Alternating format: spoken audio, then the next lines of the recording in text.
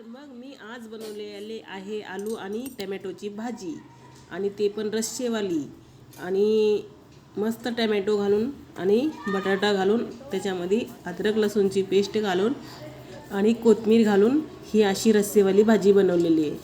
त्याच्यामध्ये मॅजिक म्हणून अनेक चीज घातलेली आहे. तुम्हाला गेस करायचं आहे का?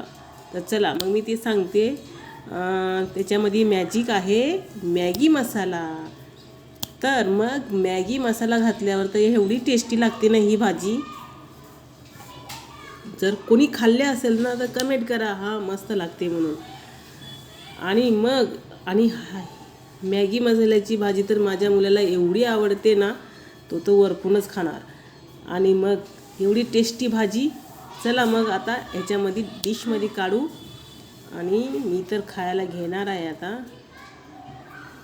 हे बघा, रस्सेवाली आलू आणि बटाट्याची भाजी, ते पण ज्वारीची भाकर, आणि त्याच्याबरोबर छास आणि राईसबरोबर तर एवढी मस्त लागते ना, सांगू नये तेवढी.